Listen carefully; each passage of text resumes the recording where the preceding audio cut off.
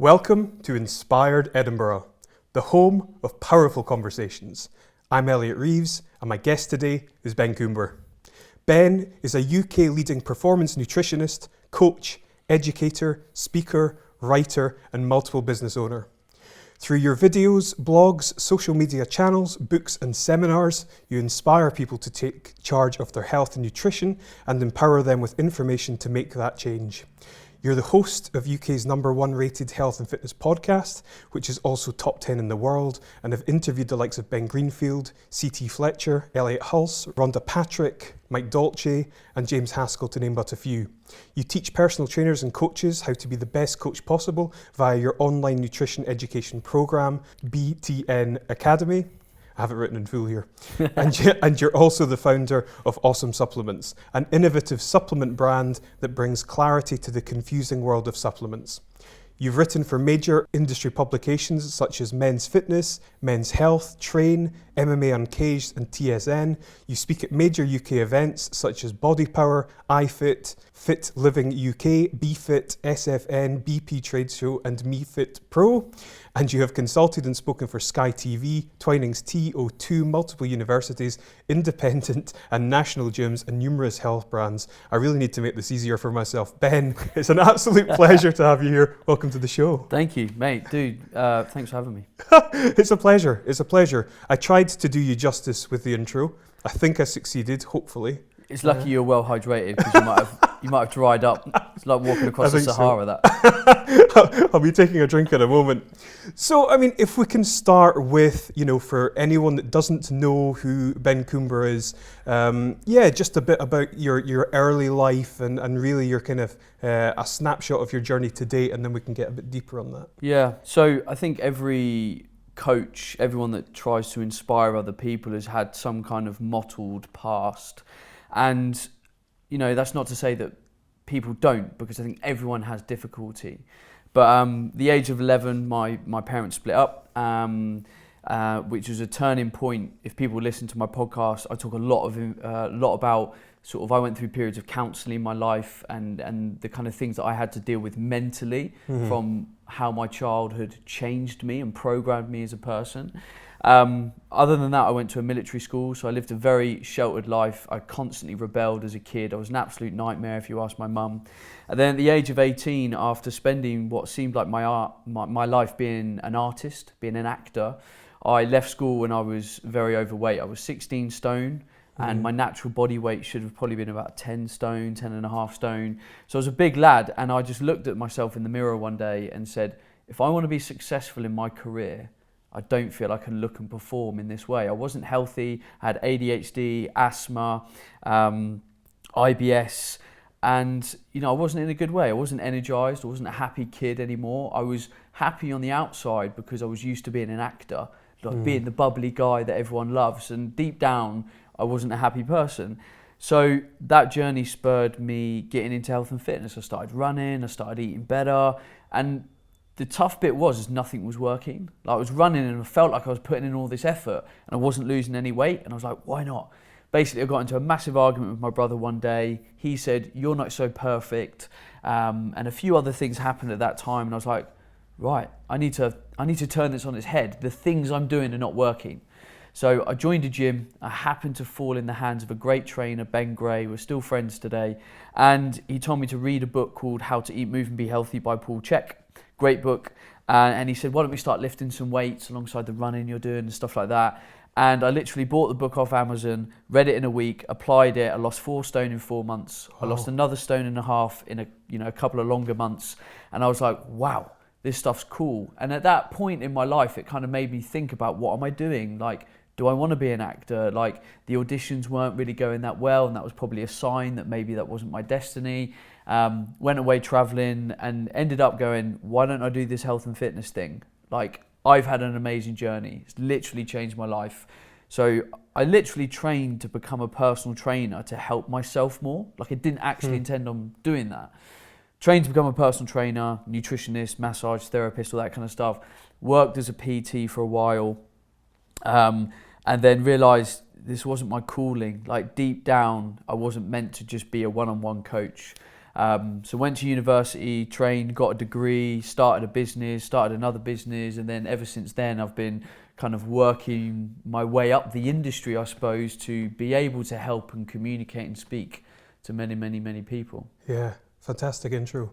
And incredibly inspiring. I mean, obviously that's an amazing story. What I think I find really interesting is the fact that people in their lives, they will make change, but often it's ephemeral or it's temporary. So how were you able to kind of maintain, being fit and healthy, if you like? I think from a young age, I've always been selfish, naturally. My dad kind of gave me that self-awareness trait. But we've all got character traits, right? And I can sit here and identify the fact that my key thing when I wake up first thing in the day is about me. And I don't believe that's a bad thing. Because for me to serve other people, for me to be the best partner to my partner, to me to be the best brother to my brother, my leader to my staff, I have to be the best version of myself. So I'm thankful for that character trait. So that character trait early on in my career made me focus on me. So I thought, well, how am I going to be successful? What do I want to do in my life? I want to travel, so I'm going to go and travel. I want to go to the gym 5 days a week, so I'm going to do that. And I moved everything out of the way to provide for myself first. And if I look back on, my early teen years, early 20s, it hasn't been a negative thing.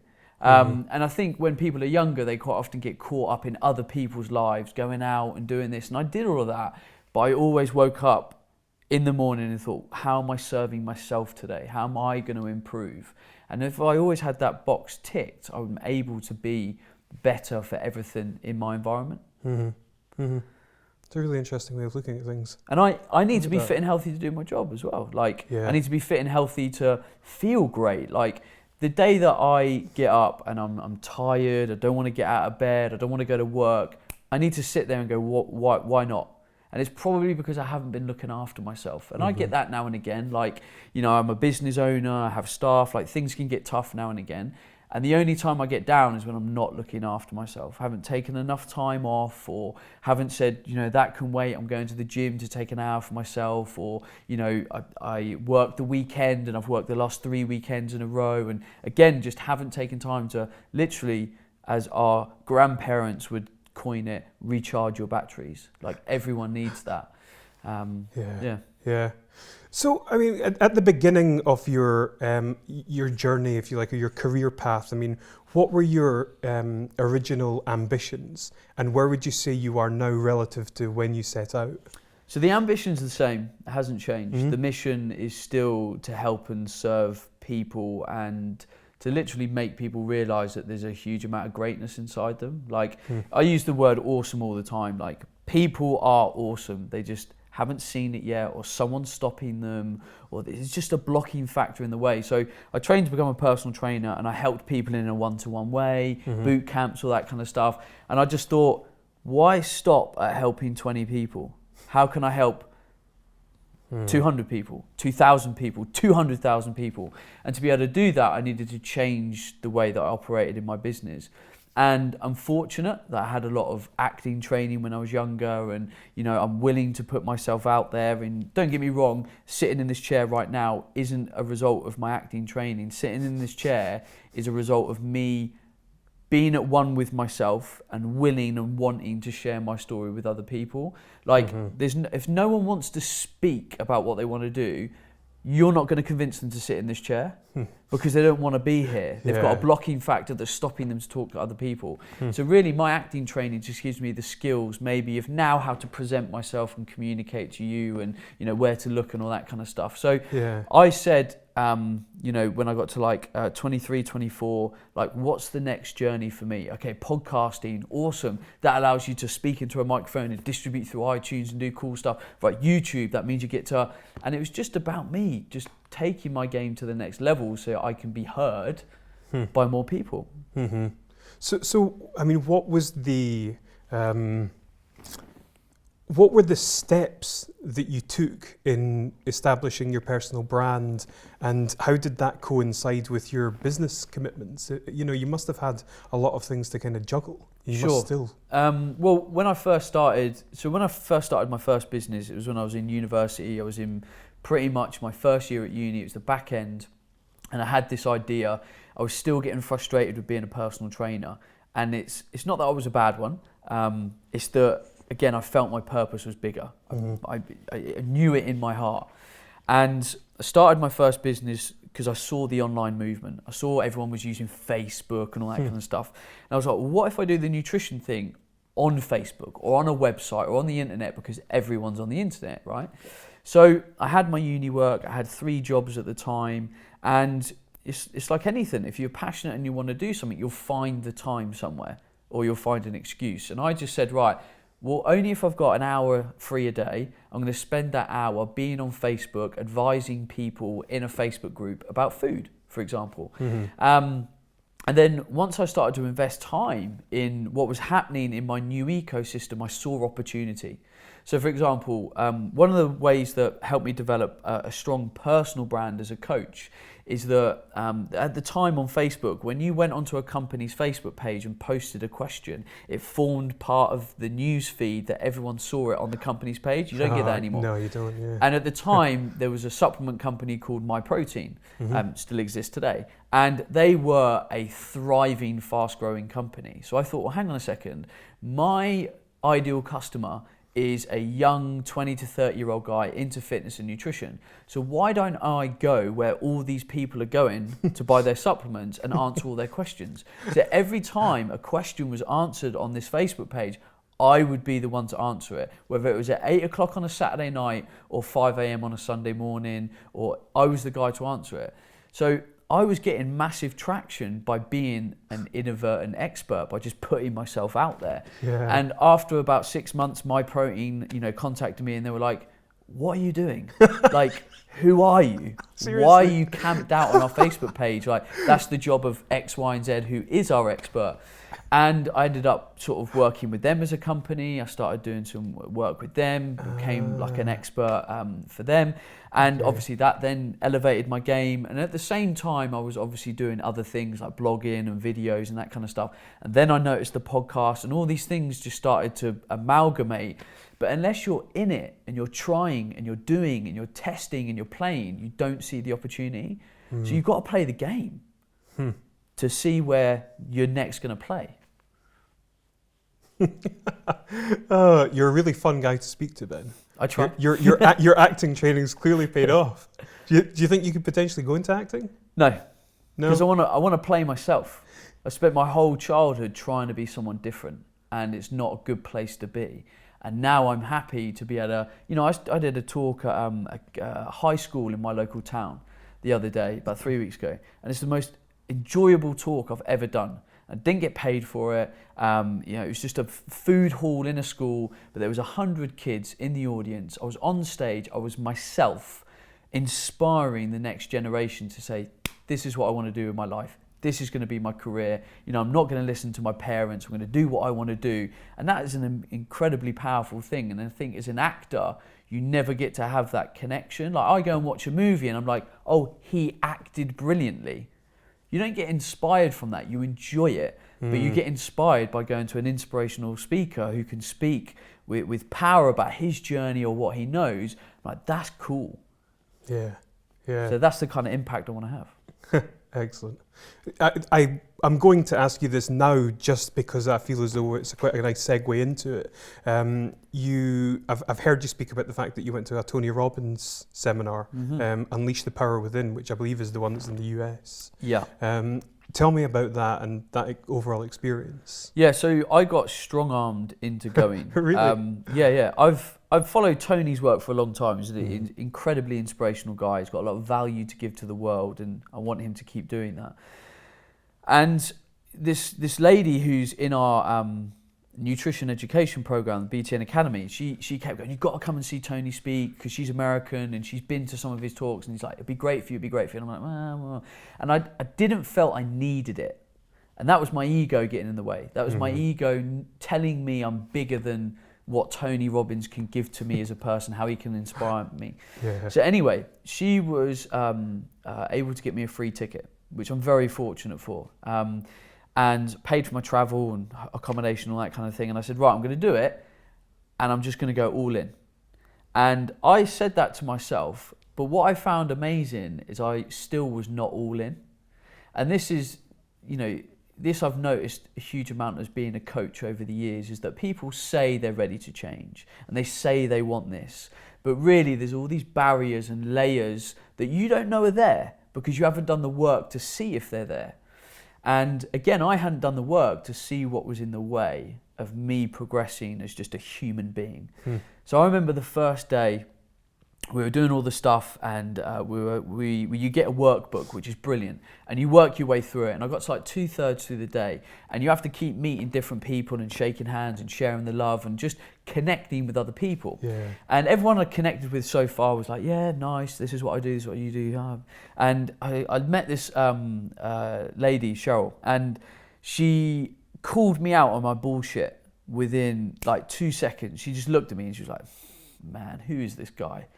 And she was American, very different culture, me English, very different culture, and like things clashed, and she called me out straight away. And she started to break down all my barriers. She was like, why would you say that? Why would you do this? Why would you do that? And then I was also doing the same, for her, and that's why we met each other at the event, because she was able to help me, I was able to help her, and we're able to have that person to bounce off as you go through this process. Very intense process. Like you leave those 4 days so inspired but so mentally fatigued, like there's nothing left to give. And I then dropped my wall, and all this thing, people look at the videos of Tony Robbins and you're on your feet and you're dancing and you're doing all this stuff, and I looked at it and I'm like, that's ridiculous. But if you go all in, you get why it happens, because he talks about where focus goes, energy flows. So we do exercises to liberate parts of your character that are maybe being crushed or suppressed, or your ego's taking over. And it's like, right, now we've created an awareness about this. I just talked about me being selfish. We have an awareness. Then we need to create an energy around where we want our focus to go within that selfish behavior. So we almost celebrate and bring about loads of energy. And before we got talking, you were talking about doing ice baths and stuff, and how it creates this incredible intensity of energy around how you feel. And it's about that. It's about saying, right, what do I want? How do I feel? Where am I going? And now let's create a massive fireball and throw it in a direction. And it took me a while to get it. And I still struggle to explain it to other people, because they're not even halfway there with me for me to be able to explain it. And it's an incredible, incredible journey. I describe it to people that it changed my life, and it did. And it was funny. My brother said to me, how has it changed your life? And I was like, I think I'm going to struggle to tell you, because it's for me. And he was like, well, you haven't moved, or you haven't changed job, or you haven't, and he talked about it from a functional perspective. Like I can't see the fact that you've changed and done something functional. And I was like, it's not about that. It's about what's happening in here. And it's actually only really for me and the people that it affects. But it changed me on a lot deeper level and made me have an even more intense awareness of what drives me as a person. And halfway through the process, I thought that maybe we were going to learn ways to kind of suppress areas of your character that you don't like. And it was all about bringing awareness intensely of everything and using that energy. It's like I need significance in my life. One of the reasons I'm sitting in this chair is in my character, but it's because my dad left me when I was 11. I never got love from my dad, and it gave me that drive to have significance. So I cannot suppress that. I have to work with that. See, it never becomes a negative character trait. And there's nothing wrong with that. We can't view it as negative, but we've got to work at it, because it makes me feel whole as a person. And how many people in their life do not feel whole, happy, complete, like they're given to the world, because they're suppressing too much of what makes them them? And we all need people like me and you and all different types of characters in the world. So I think that was what I'm really grateful for, because it showed me that I should never not apologise for who I am, even to myself, and to really work with what I've got. How do you feel about yourself? I feel free. There's some work that I need to do in my lifestyle functionally to feel free in my everyday life, and I'm working towards that every day. I'm a business owner. You don't get rid of challenges overnight. So I think once I get through that, I feel my character and my functional environment will be content. I feel at the moment my character is not allowed to be fully expressed in my environment because my functional environment doesn't support it yet. And I'm currently working to facilitate that. Okay, that's really interesting. In terms of you being at your, absolute optimum as a human being, where are you now? And assuming it's not 100%, where would you see yourself if you were operating at like your best all the time? I'd say I'm only at about 70%. Right, okay. And I think people watch this now and think, oh, he's got to be more. But my standard's really high for my own life. And this is a coaching technique that I actually, learned from Tony. And he said, sitting here right now in this chair, in this audience, where do you set the standard for your life? And my standard is really, really high. I expect a lot from myself. And that doesn't mean I put pressure on myself that it causes anxiety or I feel bad or I don't feel fulfilled. It allows me to say, well, how are you stretching yourself? Where do you want to move towards? How are you going to challenge yourself today? And my bar's high.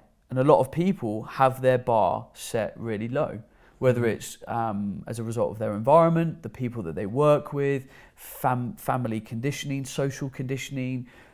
I teach people to lift their bar right up, because if you never lift the standard of your living up, you'll never take different levels of action because you have no reason to. You have no reason to up your game. And that's why, great people that do great things in one area of their life generally do great things in other areas of their life because they learn how to stretch themselves.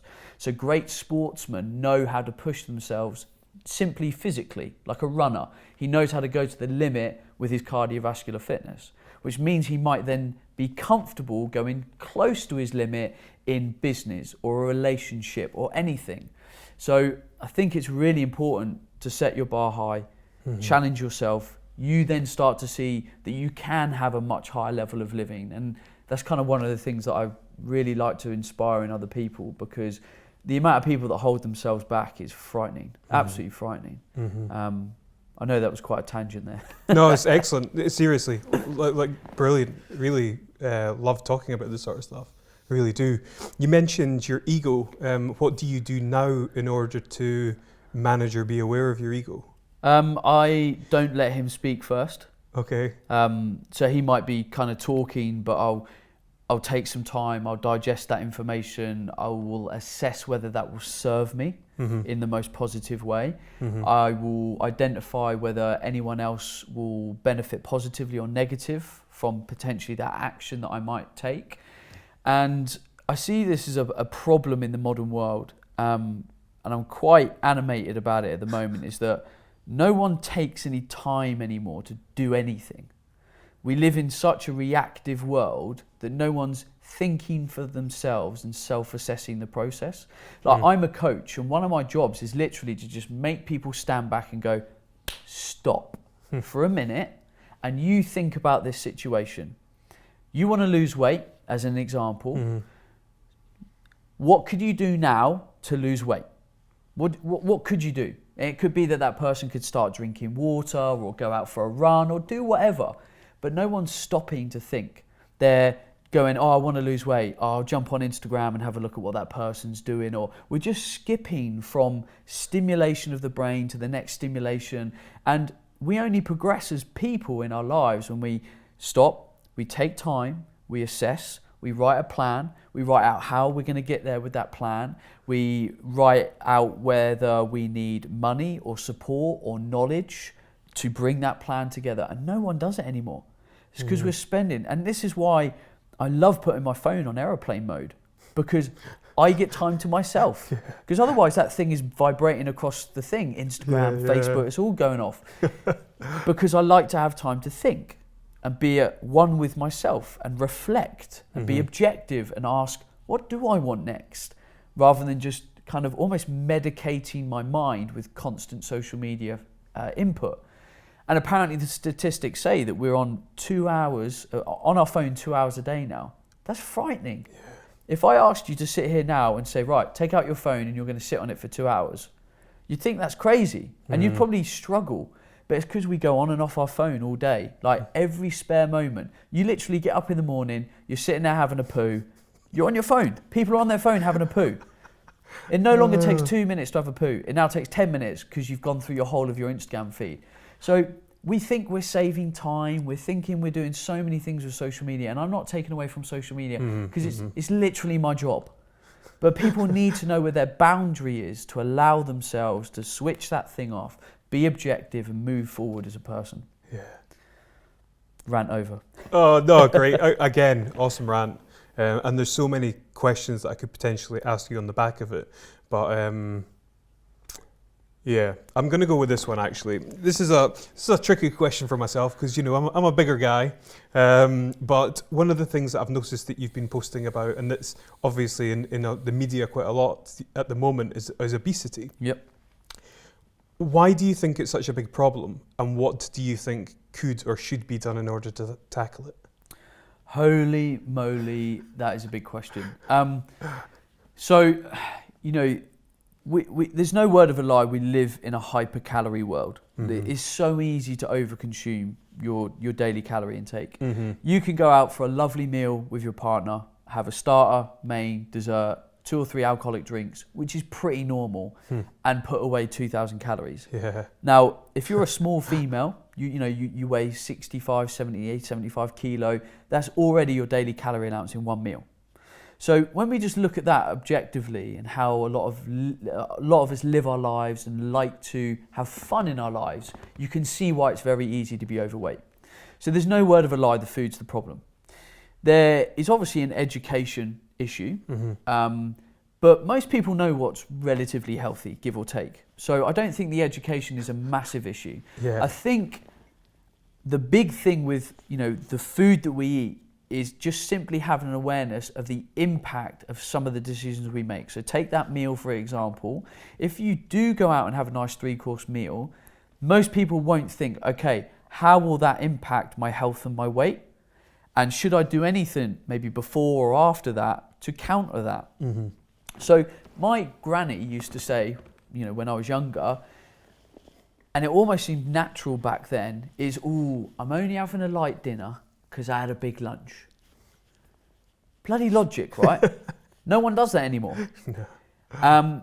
And just having an awareness of that is actually really, really important. If I go out for dinner tonight, which I'm going to do in Edinburgh, I'm going to say to myself, well, I've already eaten lighter today. I've only had 2 meals today, both of them about 500 calories. So I can go out and have a big dinner tonight and enjoy myself and it not have a negative impact. But I took the initiative to plan that. So we do need an awareness around food. People need to say no. That's another big problem. Especially adults, like, you know, we're in so many different environments where people say, oh, do you want this? Do you want a piece of cake? Do you want another bottle of wine? Like, and people's natural thing, because people are nice, which is nice, oh yeah, sure. And then they haven't actually stopped for a second and thought, actually, if I have pudding, yes, I'll enjoy it for 2 minutes, but will it serve me? Will it serve my weight? Will I wake up tomorrow thinking, oh, I'm happy with all the choices that I made yesterday? People are not doing that. There's a massive, and if you speak to most of the medical community that are working in kind of obesity prevention, this is one of the things that they're hanging their hat on, is we're so inactive. Still, like, so inactive. You know, you think most of the jobs 20, 30, 40 years ago would have been quite manual labour. People would have walked places, biked, all that kind of stuff. We are so inactive. And I even say that as like an active guy. You know, I might go to the gym and do quite intensive training, but there's days like today, I've literally walked 500 steps today. And I'm not going to have an opportunity to walk anymore. Whereas I went on holiday to Greece last week and I was literally doing 20,000 steps a day.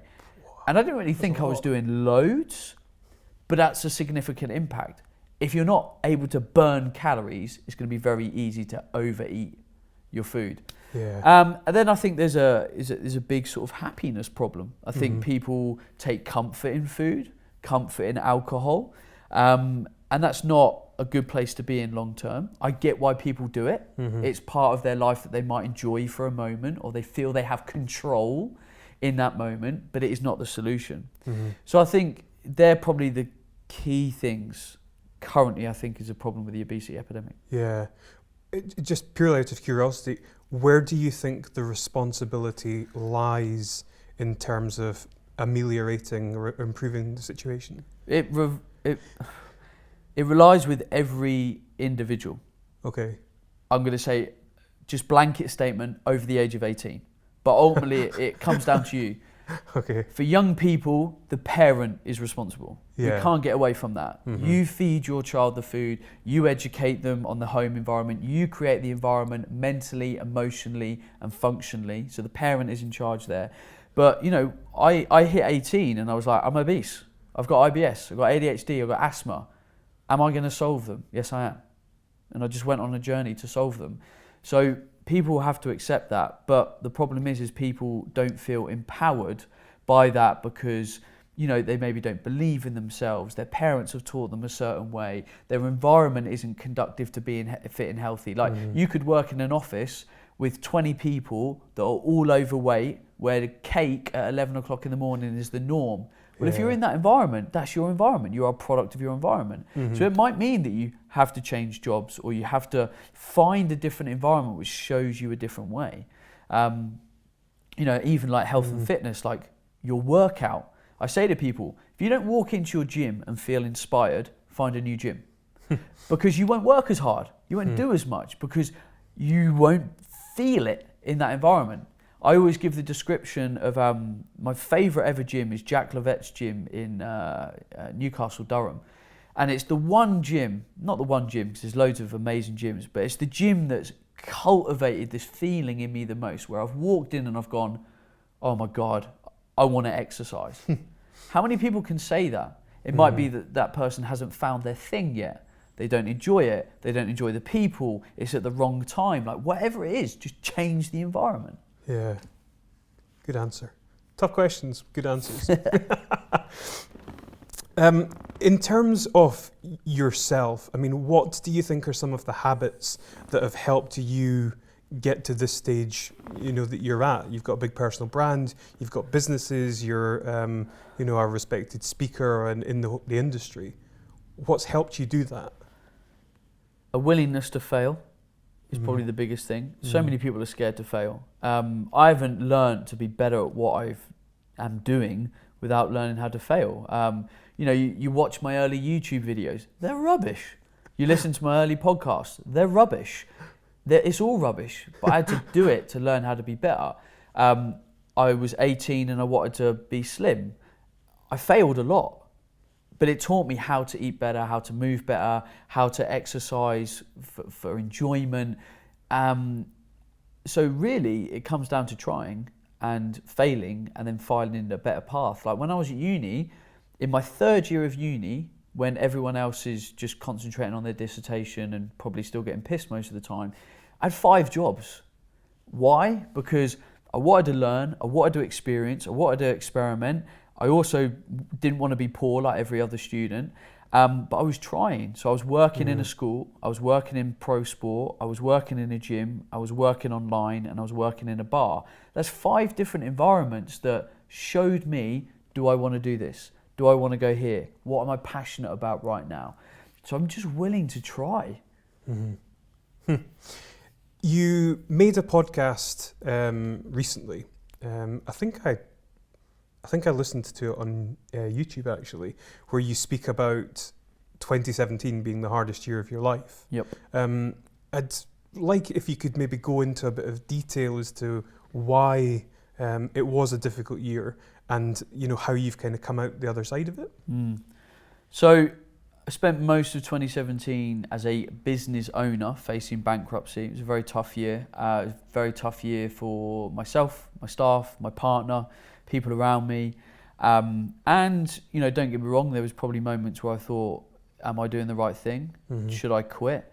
But I started it all with a mission. And I have to look back at my background and say, right, what's my history as a coach, as a business owner, as a human being? My history is I'll find a way. I will. I might knock on 3 doors that are wrong, and then I get a crack in the 4th door and I'm like, well, perhaps there's something here. And then I turn it on its head and I'm like, right, here's the solution. So, you know, a lot of people would have thrown the towel in. They maybe would have completely pivoted. But I didn't, because I know the mission. And I've also always looked and observed people that have been there and done it themselves already. So if we look at anyone that's great, Richard Branson, The Rock, like two people that I think are fantastic, Jamie Oliver, like they've all had their setbacks. They've all faced bankruptcy. They've all been called out in the media. They've all said something they shouldn't have done. They've all lost something, hurt someone, you know, whatever. They've done bad stuff and they've had to work through pain. And I thought, well, I can do that. So I made some bad decisions early on in my sort of business journey when I was scaling my business, because I made the decision, do I stay where I'm at, or do I take it to the next level and build that business that could serve hundreds of thousands of people in a very meaningful way? And I made that decision to grow a bigger business. And it's really hard work, really hard work. And, you know, I obviously put a lot of pressure on my cash flow. To grow, you need money.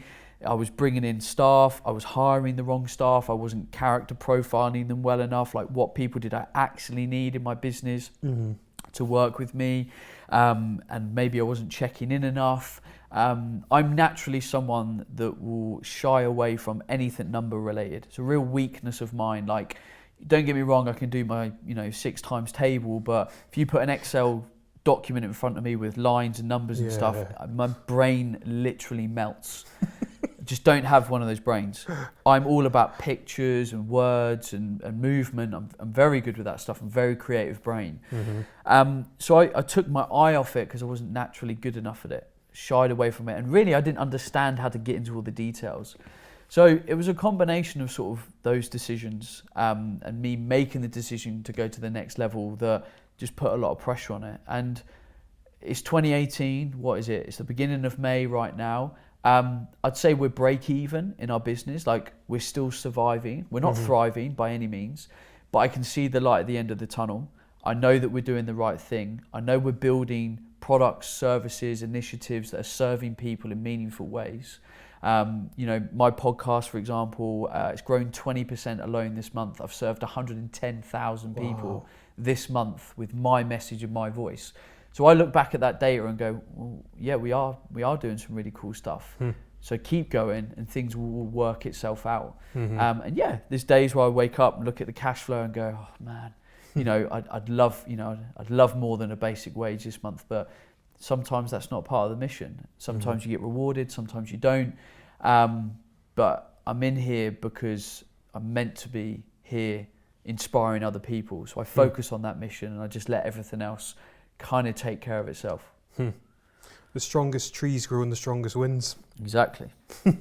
Yeah. But what's I think quite fascinating is that it takes an enormous amount of courage and humility to actually share that. You could easily not have bothered. Why did you decide to share it? I felt dirty. Okay. It's like the only thing that I hadn't shared, and all throughout my kind of sharing journey with other people, I'd shied away from money. And I think everyone shies away from money. And I thought, hang on, I'm this guy that's honest about everything. I've talked about my upbringing, I've talked about counselling, my health, everything is on the table. Why haven't I talked about money? And I think I don't want to seem like egotistical. Like, I don't want to be in a bar and like tell someone how much I earn and then like make them feel bad or anything like that. Yeah. But the reality is, I or you or anyone might earn a certain wage as a result of their effort, of their value to the world. Most people get paid based on their value to the world or how good they are at cultivating money. And I'm doing my podcast and I'm sharing everything about this one thing, and it's the most painful fucking thing in my life right now. Why am I not sharing it? And I literally got to Christmas and I didn't actually have a podcast recorded, and I sat there in front of the microphone and I was like, I need to tell the story. And I literally just turned on the microphone and I said, I'm not sure how this is going to come out, but this is the story I'm going to share. This is the biggest pain in my life right now, and it is very painful. And it is painful because money makes the world go round. Yeah. It pays for our house, our food, like everything. And I kind of made a pact with myself then to stop shying away from literally anything and everything. Why can't we talk about money? Why is it socially unacceptable? Like, I love talking to another business owner and saying, right now, what's happening in your business, how much money are you turning over, what margins do you have. It's not because I want to get the upper hand or want an inside track. I'm genuinely interested. I love how business works. I love how it makes the world go round. Like, money literally makes the world go round, so we need to know how to use it and leverage it. And I felt so free after I'd done that podcast, so free. And I then thought, I've got more to share. So I did a part 2, and I've now been, interviewed on it quite a few times, because I suppose there's not many people willing to talk about it. Yeah. And I'm not talking about it in an egotistical way. No, it's no, fact. not at all. Yeah. Like, I'll openly talk about my financial history with everyone. Like, I've had massive successes in my business, and I've had massive failures. And you look at anyone's business or career journey, it goes up and down and up and up and then down, and you might hit rock bottom and then you come up again. So that's just a reality, and I'm not going to shy away from the reality anymore. Again, I applaud you for your willingness to share that. When you just have really dark days, you can't be bothered, you just feel like kind of jacking it all in. I mean, what do you do to lift yourself up? So, take copious amounts of drugs. No. Good start. It's a good start. Woo! When in doubt, get high. I do what needs to be done in my day. So I swallow the frog. I do the most important things. And then I say, can I take the rest of the day off? Can I do something that I enjoy? Because usually I've got to that point because I literally haven't recharged my batteries. The first quarter of this year, I worked relentlessly. I worked nearly every weekend of the first 3 months of 2018. I was on the road doing seminars, doing loads of stuff. I got injured from rugby, which is my sport. And I thought, right, I'll go all in on work because we're still not in a good place yet. And I got to the end of like March kind of time, and I was just frazzled. Like, I was like, I need to get away. And luckily it was the Easter weekend. I literally turned my phone off for the Easter weekend, and I came back after the Easter weekend and I was like, that's how I'm meant to feel. That's Ben Coomber. So when I don't feel my best, I just know I haven't taken enough time for myself. And I think everyone has to do that. And it gets harder as you become an adult. I get it. Like, we get kids, we get busy jobs, like stuff happens. But most people are awful at asking for help. Like, one of my employees came to me this week and said, I'm a bit burnt out. I need a couple of days off. I'm like, have it, take it, whatever. Whether it comes out your holiday or not, I don't care. I don't want you here being not your best self. How often do people say, hands up, right, I'm feeling really fatigued, can I have a couple of days off, please, boss? Or saying to your partner, like, I'm really tired, will you take the kids for the day? Or ringing up your mum and saying, will you help me out? We feel bad for putting people out, but we grew up in small societies that were designed to help and support each other. Small communities of like 40, 50, 60, 80 people. One guy would make your horse hooves for you. Another guy would make the bread. We are a helping community, but we're scared of helping anymore. Yeah. And we need help to be able to get our space back, our energy back. Like, when me and my fiance go on holiday, I always take an afternoon or two for myself. I'm like, I'm not on holiday to just spend time with you. I'm also on holiday for myself. I need that.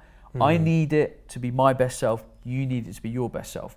Two people with each other for 7 days intensively. Yeah. But people won't allow that emotion to come to fruition. What's wrong with me saying to my partner, I need half a day to myself? Like, this weekend, rather than spending 2 days together, let's spend 1.5 days together. I need to go canoeing with the lads, or I need to, do whatever you want to do. It's time for you. And that's one of the reasons why I like playing sport, because it's my thing. I go away, I spend the afternoon with the lads, we play rugby, we beat some people up. It provides for me. And I think people need that, but they've got to be brave and know it's okay to ask, to have permission to have that time. Definitely. We could probably fill multiple interviews with this, but just kind of succinctly, what does your current training schedule and diet kind of look like? So diet isn't always perfect, and that's how I teach everyone. When I'm at home and I have full control over my nutrition, I eat brilliant food. I try and eat as much fruit and veg as humanly possible, 8, 10, 12 portions a day, because I feel amazing when I do. I have quite a high protein, high vegetable diet. Kind of paleo? No, I just eat natural food, and plenty of it. I exercise quite a bit, so I eat quite a bit. Alcohol is a mainstay in my diet. I love beer. Love gin and like fine whiskey and stuff. So, you'll see me have a beer 2, 3, sometimes 4 times a week, but it's only 1, maybe 2. So in the grand scheme of things, it's literally nothing. And I think, with nutrition, the sooner you restrict things from yourself, you want it even more. I enjoy beer. There's nothing wrong with having a couple of cans a week. So I eat really well. When I go on the road, I don't always eat so well. So for lunch today, I had an egg sandwich and a packet of crisps. Not ideal, but it won't force me to overeat. I'll very, very rarely overeat. Why? Because it doesn't serve me. Being overweight doesn't serve me. I don't enjoy it. I've been obese. I'm not going back there. So I might not eat great food, but I don't overeat.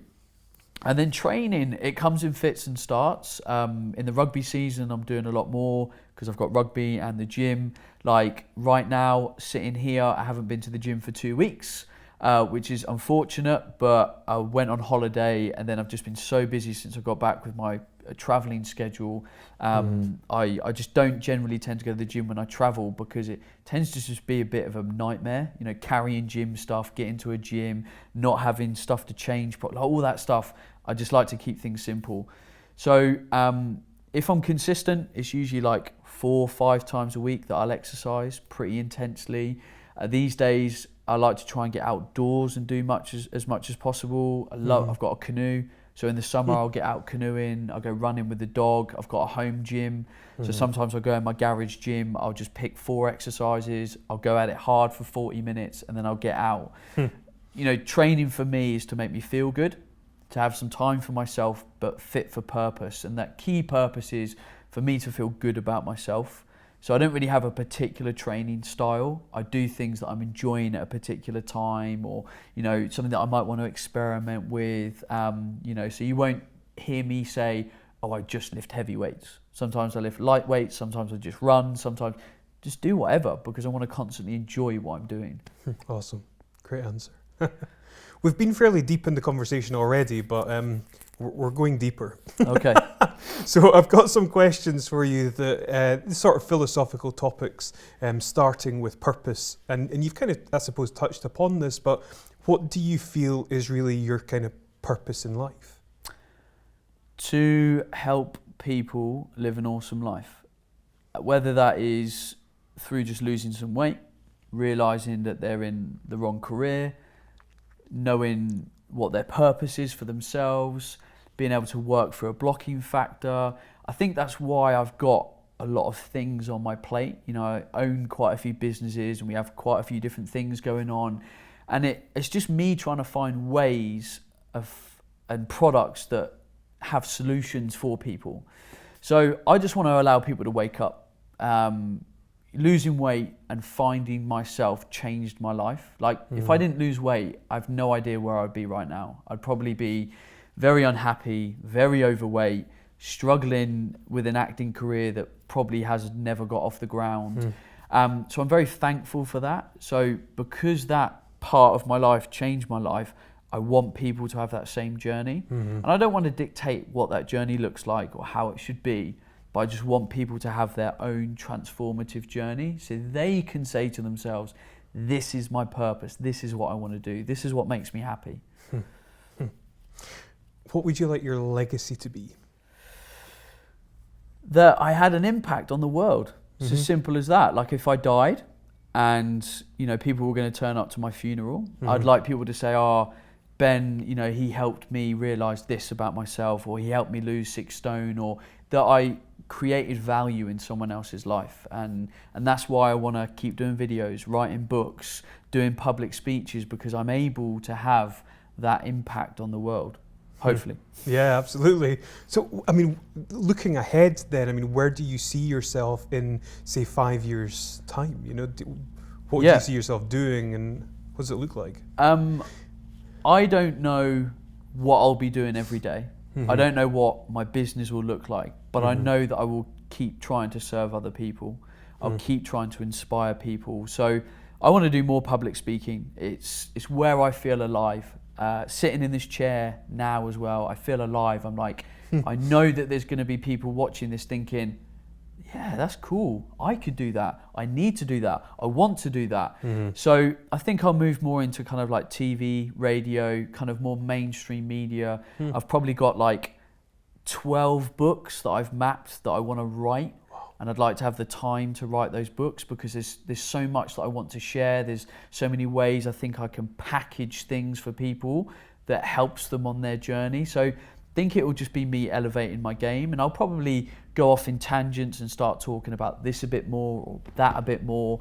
But it's also part of my learning. Like if I feel passionate about something, then I'm going to produce my best content, my best message. Like I've been talking a lot for the last 2 to 3 years on mindset, but it's helped me the most. So if I've realized that about myself, I can create the best content to help other people. And then I might start talking about training a bit more or about finance and I don't know, but it's about me helping and serving other people. And do you think that might kind of, end up with you diverging from the health and fitness industry? I don't know. There's loads of things I want to do. I want to write books. I want to be on TV. I want to speak. I want to build gyms. Nice.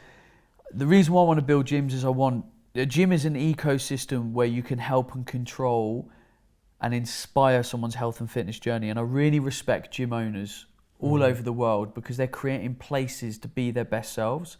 The amount of people that you see walk into a gym, lose weight, get stronger, and then have more confidence, feel better about themselves, realize that they don't like their job or their relationship. It is a massive catalyst for change, and I love that. And for me, and keeping my interest in kind of business and my career, I like building things. So like I can build a gym, get loads of people in, get the right team. I've literally got every system that a gym would need. I own a supplement line, I own a body transformation program, I train personal trainers to be nutritionists. Like I have all the products that you would fit into a gym and build it. So I'd love to, build one in Edinburgh, build one in Manchester, build one in London, because I know there'll be hubs where people can come in and get an incredible and inspiring journey. Yeah. Awesome. What is the best piece of advice you've ever received? It's from my mum, and she just said, follow your dreams. That was it. I had 2 very different parents in my life, and dad was classic, military, structure, security, safety, and mum was like, fly with your pants in the wind, take every day as it comes. And luckily she was my primary influence in most of my life. And she just always said at school, like, if you're not good at that, focus on that and follow your dreams. And I think that enabled me to just keep finding my way and finding my path without any boundaries or shackles. How do you define success? What does success look like for you? I think purpose comes a lot into success. I think more than people like to identify, we are purpose-driven animals. I wake up every day and I have to ask myself, what is my purpose? Okay, my purpose is to serve and inspire others. Okay, how am I going to do that today? And if I get to the end of the day and I'm unhappy with my day, I have to say, well, what stopped me from living my purpose? Because then I haven't been successful at being myself. So success can look like anything to people: money, family, holiday, like whatever it is. But people have to have purpose behind what they're doing. And usually I don't feel successful when I'm having to deal with or do things in my business that I don't enjoy. So I have to say, right, how do I quickly put a bandage or a solution on that? Do I need a system or a staff member or something to enable me to get me back to living my purpose, which is sitting in this chair right now, recording my podcast, being out on the road teaching, that kind of stuff. Yeah. And that's why I talk to people about, their jobs and stuff. Like, your job is what you spend your, in theory, purpose-driven hours doing every day. So if you don't like your job, you have to leave your job. You have to find a way out, because you're not going to live with purpose. And I believe we're purpose-driven animals. If you could master any skill or habit, what would it be? I think it would be probably something like gymnastics. Oh, cool.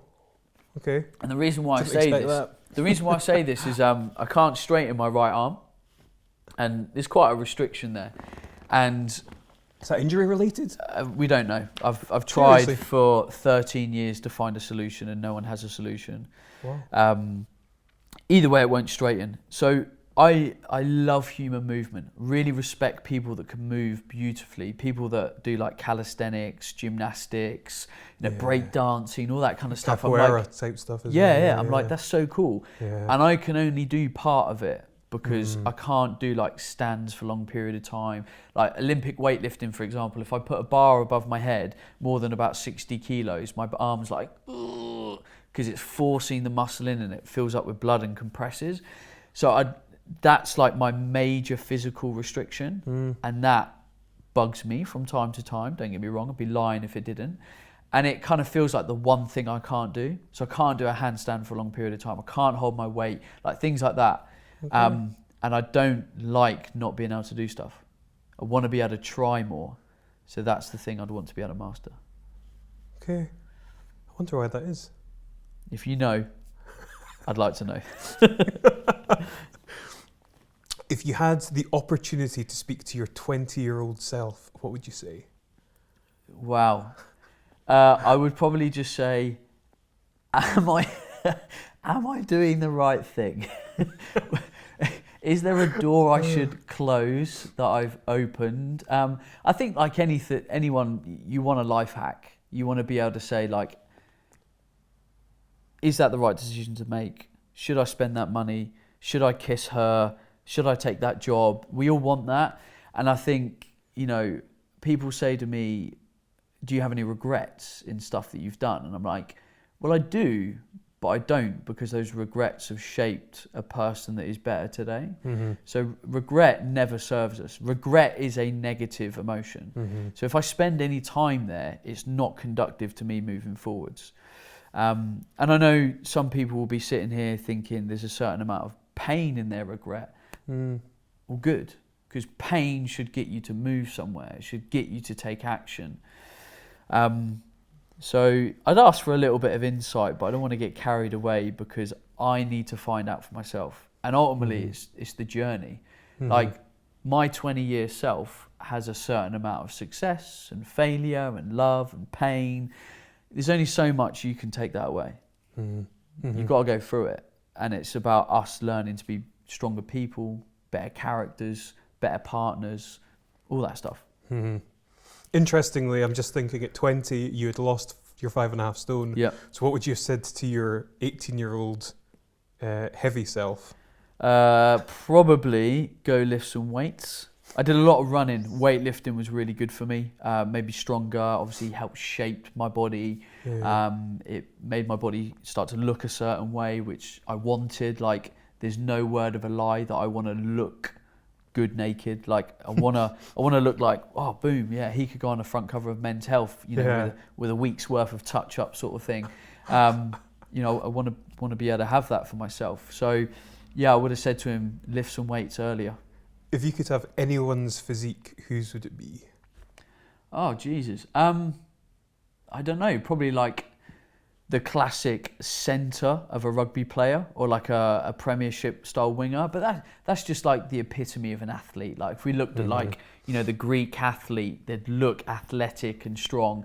I look pretty athletic and strong, but I've had to work quite hard to create that. And I'm not taking away from any athlete that's got themselves to a certain level. Mm-hmm. But, there's some people that have very strong genetics and, they get in the gym a little bit and they look brilliant. I remember there was a rugby player that I played with at university, and he'd go to the gym literally like one day a week and he looked phenomenal. Yeah. I'm like, dude, what are you doing? He's like, don't know. Just lifted a bit of weights and looked amazing. I was like, oh, damn. So yeah, probably like a Premiership rugby winger. Yeah. Yeah. But I'm doing all right. Yeah. I'm doing all right. Yeah, that's for sure. Last question is the secret weapon, big one. If you could change anything in the world, what would it be and why? Do you know what? Having listened to I've got a current man crush. He's Jordan B. Peterson. I think he is serving the world in an incredible way. He's talking about stuff that needs to be talked about in the world. I think one of the things that needs to change is that the world has changed. Like, we are living in a very different world. And the things that we're doing on a societal level are no longer serving us as people, as nations. And I think the power people that are holding the keys to a lot of things that could and should change need to accept that the world has changed, need to accept that there needs to be some form of dissipation of power in places. Like, you know, my fiance works in the NHS, and we constantly talk about how the NHS is absolutely, it's not in a good place. Like, we all know it, we can all see it. Yeah. But there's got to be someone really strong at the top making really bold changes that gets people to change all the way down. And that's something that has to change. It has to change alongside people's awareness of health. You know, people can't stop putting the same amount of pressure on the NHS. Like, my fiance will tell me stories where people are turning up their doctor's surgery and A&E for the most ridiculous things that you literally could Google and be like, oh, okay, I'll just take some paracetamol, or I'll put a bandage on, like literally ridiculous stuff. And I'm like, our NHS needs to be there to save lives. Like, that's what it's designed to do, not to, can you have a look at my bruise on my shin? So I just want to see that we make the changes in the world that we need to progress in the world that we now live in. Things are changing very quickly. The new generations coming through are behaving and thinking, and industry is different. Jobs that people are doing are different. Like, there's a guy sitting in a chair doing an interview now, you know, building a personal brand that's contributing to his career. Like, people didn't do that 30 years ago. That's now a new thing.